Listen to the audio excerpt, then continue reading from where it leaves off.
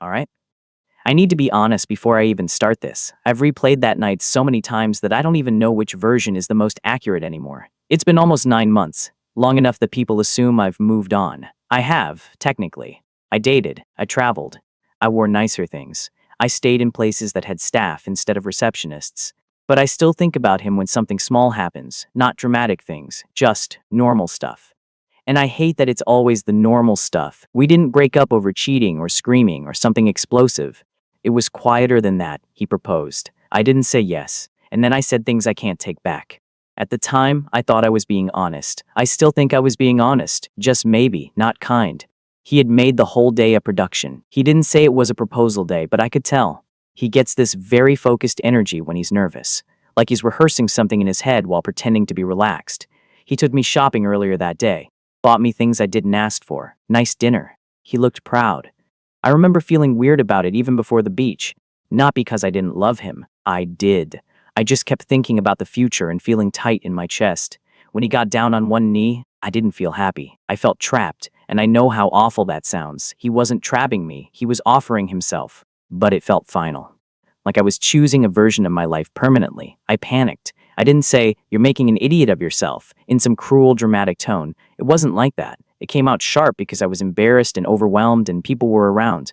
I told him to get up. I think I said something like, "Don't do this here." I remember my face feeling hot. I walked away because I couldn't breathe properly. Later in the car, he kept trying to talk, and I told him we'd talk at home because I needed space to organize my thoughts. That part is true.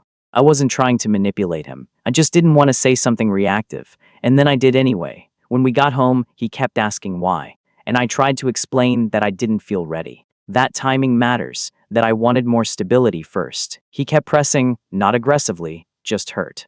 He asked if he didn't provide enough, if he didn't spoil me enough. That's when I said it. I told him I'd always imagined marrying someone wealthy, someone who could make life easier. I said I didn't want to feel guilty every time my partner spent money on me. I said I wanted to be carefree. Even typing that now makes me cringe a little. But here's the part that never gets said. I wasn't asking him to change. I was admitting I wanted something different. At the time, it felt mature to be honest instead of accepting a proposal I wasn't fully sure about. He looked at me like I'd just rewritten our entire relationship. He asked if he was just a placeholder until someone richer came along. I said no, immediately, because that wasn't how it felt in my head. He wasn't a placeholder. He was safe. He loved me in a way that was very steady, very intentional. He would budget around me, rearrange his hours. He'd remember small details I forgot I mentioned. But safety and stability aren't the same thing. I didn't want to feel like the person who limited his ambition either. He worked so much. 50-hour weeks sometimes. I'd see how tired he was. And I kept imagining that if I married him, that would just be our life. Work, budgeting, moderation, planning. I told myself I deserved ease, so we ended it. Not that night exactly. It stretched for a couple of weeks after that, quieter, less touching. Conversations that felt like negotiations. Then it was done. For the first 2 months, I felt powerful. I won't lie about that. I felt like I had chosen myself. And then I met someone who had exactly what I thought I wanted. He owned properties, drove something I couldn't pronounce properly. The first date was at a restaurant where the waiter explained the water options. I remember feeling like I'd stepped into something elevated. He paid without looking at the bill. That detail stuck with me. I told myself, see, this is what I meant. But he didn't ask many questions about me. Not real ones. He liked how I looked next to him. I could feel that. I became interchangeable. If I didn't laugh at something, he'd just move on. If I disagreed, he'd smooth over it. It was comfortable, but hollow. I dated 2 more after that. Different personalities, same atmosphere. Generous, busy, distracted. None of them rearranged their lives around me. None of them noticed if I'd had a bad day unless I made it obvious. None of them memorized the way I take my tea or remembered the name of my old childhood dog because I mentioned it once 6 months prior. And I started thinking about how he used to look at me when I talked about stupid things. Not in an intense way, just like it mattered. I didn't reach out then. Pride mostly. Then about 3 months ago, I found out he was seeing someone. I didn't go looking for that information. A mutual friend mentioned it casually. Said she has a little boy. I pretended it didn't bother me. It did. I looked her up that night. She looks normal. That sounds rude, but I mean it neutrally. She doesn't look flashy. She looks settled. There are pictures of them at a park. Him holding the kid on his shoulders. That one hit something in me I wasn't prepared for. He looks calmer. That's what bothers me the most. He doesn't look heartbroken. He doesn't look like someone who lost the love of his life. He looks stable. And I keep thinking, if what we had was as real as I believe it was, how is he able to just transfer that energy somewhere else? I know that's unfair. I ended it. I know that. But part of me still believes he loved me in a deeper way than this. And I hate that I even think that. It makes me sound arrogant. I haven't messaged him. I've typed things, deleted them, simple things. Hey, I hope you're doing well. That's it, nothing dramatic, but I can't bring myself to send it, because what if he responds politely? What if he doesn't respond at all? What if he responds warmly? I don't know which would hurt more. I tell myself I learned something, that money isn't enough, that comfort without intimacy is empty. But learning something doesn't mean you get to rewind. And lately, I've been thinking about that kid calling him by his name, or worse, something softer. And I don't know why that part is the one that won't leave me alone. Continuation. I didn't decide to start checking his social media every day. It just happened. At first it was once a week, then every couple of days. Now it's most mornings without me even admitting that's what I'm doing. I'll tell myself I'm just scrolling, but my thumb knows where to go. If he hasn't posted, I feel this weird relief, like nothing has progressed. If he has, my stomach does this small drop. It's not dramatic. I don't cry. I just feel off for a few hours. Last Sunday he posted a picture at some park. The kid was on his shoulders again. There was one where the three of them were sitting on a picnic blanket. She was leaning into him. He looked comfortable, not performative, not trying to prove anything, comfortable. What unsettles me isn't that he looks happy, it's that he looks settled. Like he's building something stable, like he's not waiting for anything better. I keep telling myself, you left, you don't get to feel territorial, but it still feels like something that belonged to me is being used somewhere else. A mutual friend invited me to a small birthday thing 2 weeks ago. Casual. Nothing big. She mentioned his name like it was nothing. He might come by later. I said I had plans. I didn't. I just didn't trust my face. I don't know what expression I would have worn if I saw him walk in with her. I don't want to look desperate, or jealous, or worse, irrelevant. Then I heard through the same friend that he's thinking about moving in with her when her lease ends. That information sat in my chest all day. Moving in is different. Moving in means routine. It means toothbrushes and grocery lists and shared laundry baskets. It means permanence creeping in. I tried to act unaffected. I even made a joke about how fast he moves on. But later that night, I kept picturing him assembling furniture for her, helping with the kids' school run, being folded into someone else's structure. And the worst part is I can't even tell if I miss him or if I miss being chosen that way. One of the men I dated last year texted me out of nowhere. He's going to Spain for a week. Asked if I wanted to join. Private villa, friends flying in. A year ago, I would have said yes immediately. I still said yes. Not because I wanted to go, but because I wanted to prove to myself I still had options, that I wasn't the one left behind building nothing. Spain was exactly what it sounds like. Expensive, clean, beautiful in a way that doesn't require effort. I wore dresses that looked good in photos. I posted selectively. He barely noticed when I left early one night to sit alone on the terrace. The man I'm seeing, or whatever we are, asked if I were okay. I said I was tired. I thought about how my ex used to know the difference between tired and withdrawn without me saying it. That comparison is becoming automatic now. I don't even mean to do it. When I got back, I ran into his sister at a supermarket. I didn't even see her until she said my name. She hugged me. That almost undid me. She said he's doing really well, that he seems lighter, that she likes the new girl because she's calm, grounded, good with her son. I nodded like I was genuinely happy for him. On the drive home, I replayed the word lighter. Was I heavy? I've started looking at his girlfriend's photos more closely than I should. Not in a hateful way, just assessing. She dresses simpler than I do. She doesn't look like she tries too hard. She works in a school, I think. There are pictures of art projects on her page. She looks patient. I hate that I've reduced her to traits in my head. Calm, stable, maternal. Like I'm analyzing why she makes sense for him. The kid has started appearing in more photos, weekend trips, ice cream, Little League. There was one caption that said, "Proud of this little man." That phrase stuck with me all day. I don't know why that's the one that makes my chest tighten. Maybe because I can picture him saying it out loud. I know his voice when he's being sincere. I almost called him last Friday. I'd had 2 glasses of wine, nothing extreme. Just enough that my thoughts got louder. I scrolled to his name, stared at it. I told myself I wasn't trying to break anything. I just wanted to hear his voice, just to see if it felt the same. I didn't press it. I turned my phone off instead. My aunt asked me recently why we didn't work out. She asked it casually, like it was small talk. I had to summarize 4 years in one sentence. I said something about timing, different priorities, wanting different futures. It sounded neat, controlled. It didn't include the part where I told him I wanted someone wealthier.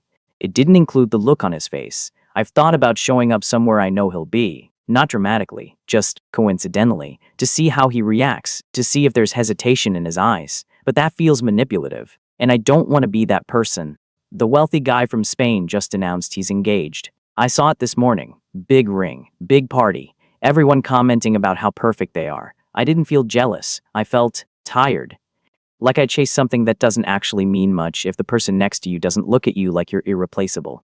I found an old photo of me and my ex last week while clearing storage. We were in the kitchen. He was behind me, arms around my waist, both of us mid-laugh, not posed.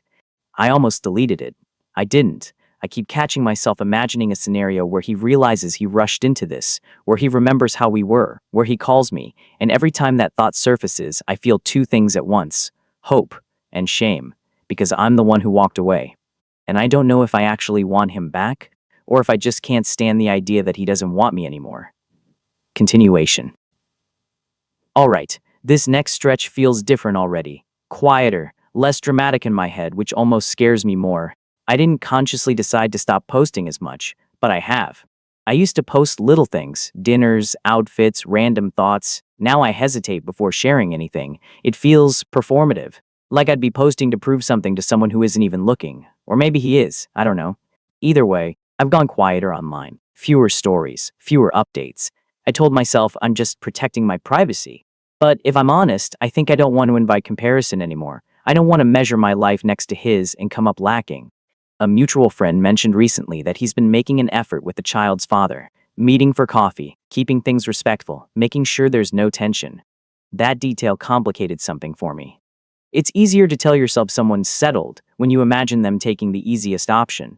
But that doesn't sound easy. That sounds intentional, thoughtful. He was always like that. He'd rather over-communicate than create resentment. I caught myself almost feeling proud of him, and then was immediately irritated that I felt that way. I finally saw him in person about a month ago. I almost didn't go. It was another one of those gatherings where his name came up casually, and I had to decide if I was brave or foolish. I went. I told myself I was over it. I even believed it for most of the day. I did my makeup carefully but not dramatically. Picked something simple to wear.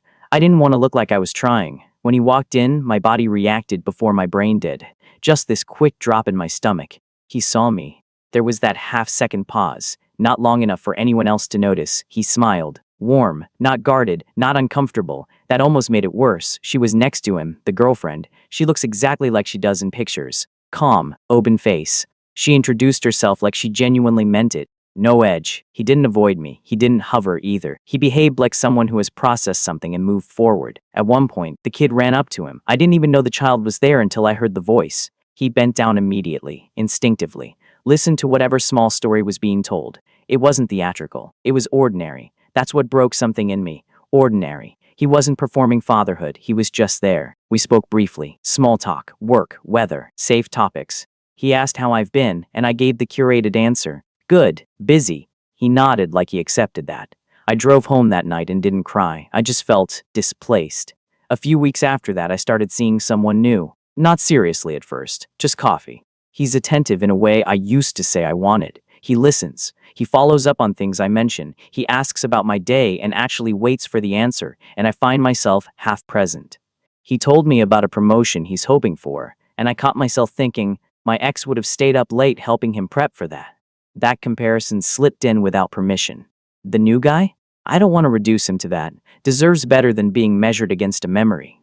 And I can feel myself holding back emotionally, like I'm protecting something that isn't even active anymore. A friend of mine said something that irritated me more than it should have. We were out for drinks, and I made some comment about how rare what my ex and I had was. She looked at me for a second and said gently, "Are you sure you're not just romanticizing it now that you can't have it?" I laughed it off, made a joke, but it sat with me. Romanticizing. Maybe I am. Memory edits things, softens edges, erases the parts where we argued about money or where I felt restless. It highlights the way he looked at me in kitchens and ignores the tightness in my chest when he talked about long-term plans. I've thought about therapy. The thought came up randomly one afternoon. Not because I'm spiraling visibly, just because I feel stuck in something repetitive. But I don't like the idea of sitting in a room and saying out loud, I left someone who loved me and now I regret it. That feels humiliating. A few nights ago, I deleted his number. I stared at it for a long time before doing it, memorized it first. I don't know why, habit maybe, or insurance. Deleting it felt dramatic for about 5 seconds. Then, nothing changed. I can still find him online. I can still type the number back in if I want to. It didn't create the clean break I thought it might. I heard through someone else that they're planning a holiday together, the three of them, somewhere coastal, I don't know where. I've noticed something strange lately. I dream about him less. For months, he showed up constantly in my sleep. Sometimes apologizing, sometimes just existing. Now, it's rare. And that should be a good sign. Instead, it makes me nervous, like my mind is finally letting him go without my permission. I had a moment last week where I genuinely thought, I think I'm over this. It felt calm, neutral. I went almost 2 days without checking anything. Then I heard from someone that he defended me when a group conversation turned into quiet criticism about what I did. Apparently, he said something like, we both made choices. It wasn't one-sided. That detail hit me unexpectedly. He didn't have to do that. He could have let them paint me as the villain. It would have been easier. That softness undid some of the resentment I'd been building to protect myself, and I checked his page again that night. So much for being over it. I've been thinking lately about whether I ever truly valued him when I had him, or if I valued what I thought I could get instead. It's uncomfortable to admit that I might not have recognized something steady because it didn't feel impressive enough. Someone flirted with me seriously last weekend, not surface level. He started talking about future plans in a way that implied longevity. Asked where I see myself in 5 years. I felt myself pull back immediately. 5-year questions feel dangerous now. I used to be the one pushing for upward movement.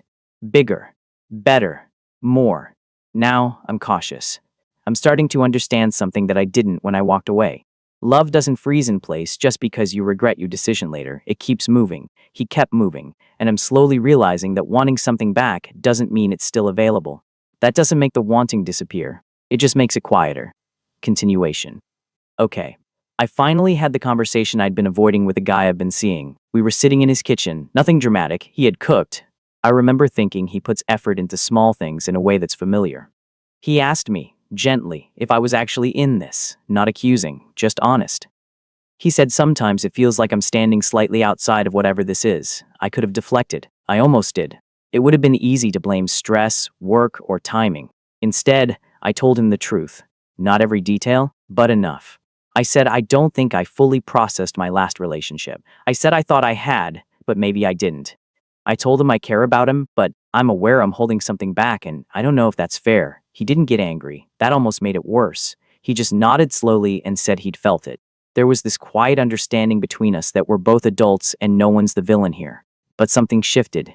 He's still kind, still responsive, just a little more guarded now, like he's protecting himself from investing too deeply. I can't blame him. A few days after that, the holiday photos went up. I didn't look immediately. I saw the notification, closed the app, and told myself I didn't need to know. I lasted most of the evening. Then I checked. They were by the sea somewhere. Windy hair. Casual. There was a short video, the kid running towards him, yelling something. It wasn't his name. It was a nickname, not dad. But not neutral either. Something softer. Familiar. That detail caught in my chest more than I expected. Not because I want that life specifically. I don't think I do. But because it shows time has passed in a way that isn't reversible. You don't give someone a nickname like that on week 1. I decided after that I was going to stop checking. And I did. A full week. 7 days where I didn't search his name, didn't scroll for clues, didn't ask mutual friends subtle questions disguised as curiosity. I felt strangely proud of myself by day 4, like I was reclaiming control. By day 7, I felt empty. It's uncomfortable how much of my mental background noise has been tied to him. Removing it left silence, not relief, just space. My cousin mentioned him casually over dinner last weekend. She didn't mean anything by it, just said she'd heard he's really stepped up in his new situation. I smiled and nodded and kept eating. But I noticed something different this time. I wasn't angry. Earlier versions of me would have bristled, felt defensive, felt replaced. Now, it just felt like information. That doesn't mean it didn't sting, it just didn't flare. I ran into his girlfriend alone last Tuesday, completely unexpected, grocery store of all places. For a split second I considered pretending I hadn't seen her, but she'd already noticed me. She smiled first. We made small talk in the cereal aisle. It was surreal. Two women discussing oat milk and traffic patterns while orbiting the same man. She didn't look threatened. She didn't look smug either. Just normal. At one point, she said something like, "He talks about you kindly, you know." That surprised me. I didn't know what to say to that, so I just nodded. Driving home, I realized something uncomfortable. She doesn't see me as competition. She sees me as part of his past. The guy I've been seeing has pulled back slightly. It's subtle, but I can feel it. Fewer long texts. Less future talk. More present focused. I don't blame him. If someone told me they were still untangling an ex, I'd hesitate too. I sat down one night and wrote out what I actually want in a partner, not what sounds impressive, not what looks good socially, just qualities: stable, attentive, kind, resilient, emotionally present, consistent. I stared at the list afterwards for a long time. It didn't include wealth. It didn't include anything impressive. It didn't include high status. That realization didn't feel triumphant. It felt humbling. A few nights ago, I had a dream about him, but it was different this time. He proposed again in the dream. Same nervous energy, same steady look, and I said no, not because I wanted someone richer, just because I wasn't ready. I woke up unsettled. It made me question whether I'd been rewriting the past to make myself the tragic one.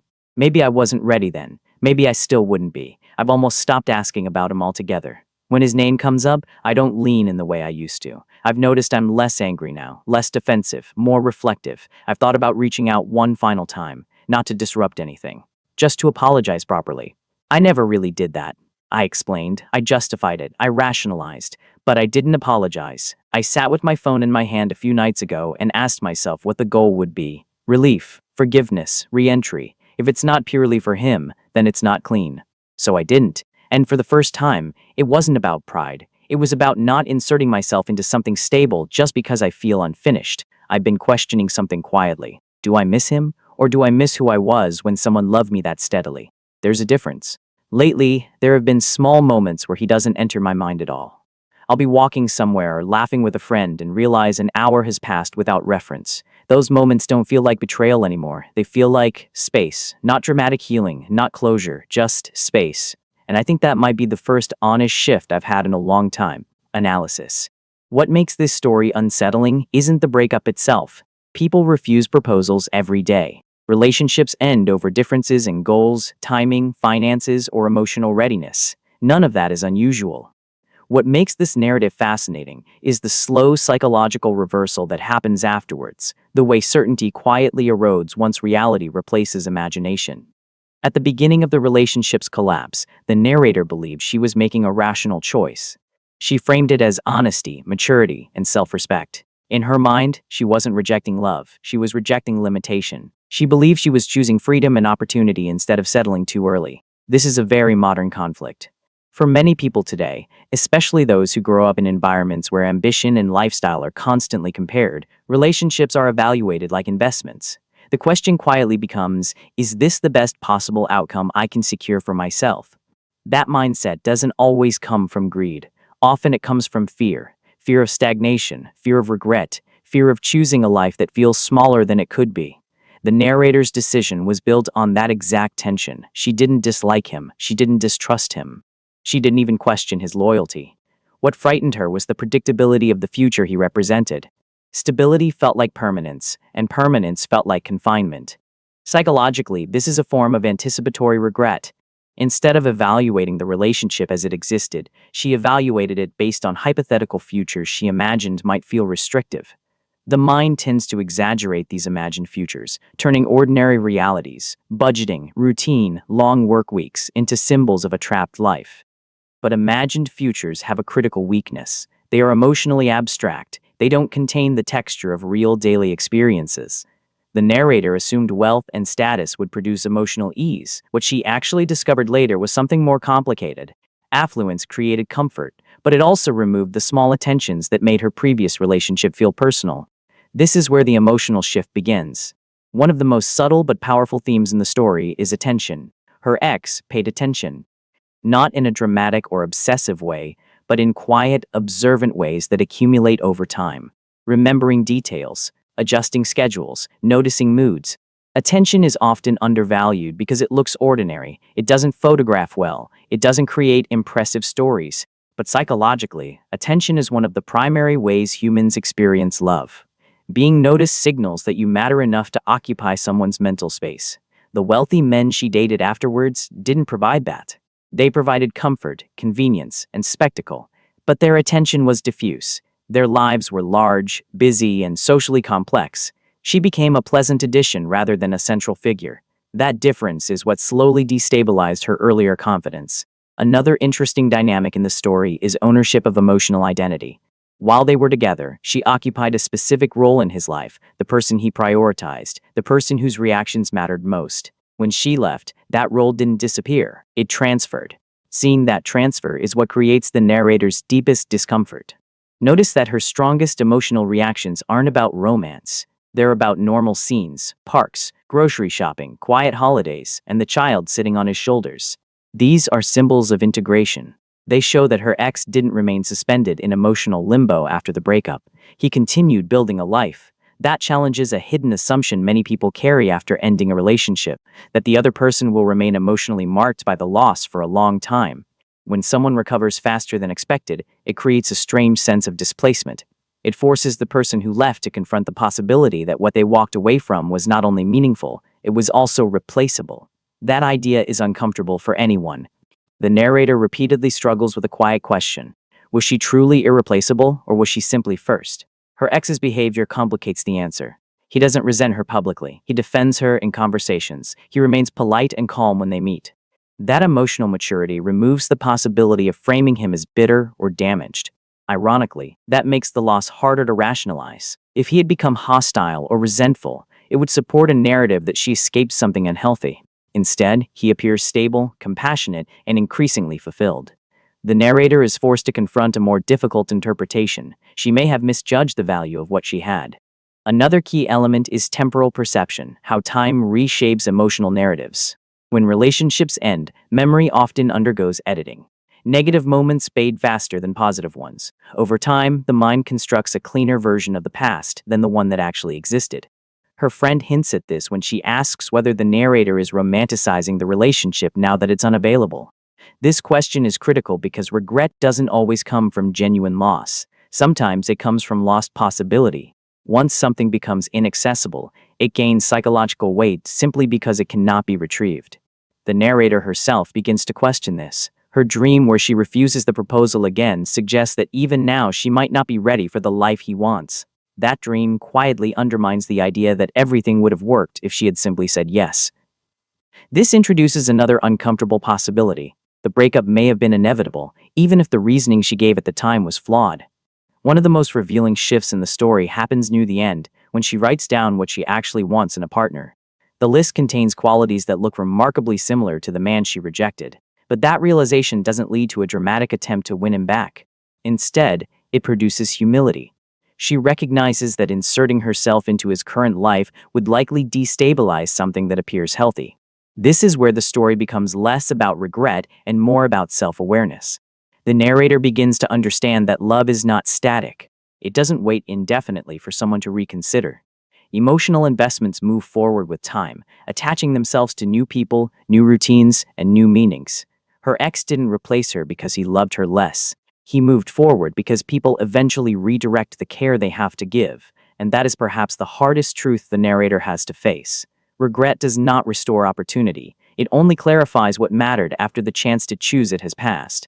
By the end of the story, the narrator isn't dramatically healed or completely resolved. Instead, she enters a quieter psychological space, one where the intensity of the comparison slowly fades. The most important development isn't whether she still misses him. It's that she finally begins to accept a reality many people resist. Sometimes growth happens after a decision, not before it. And by the time that growth arrives, the life that could have been built with someone else has already moved on without you.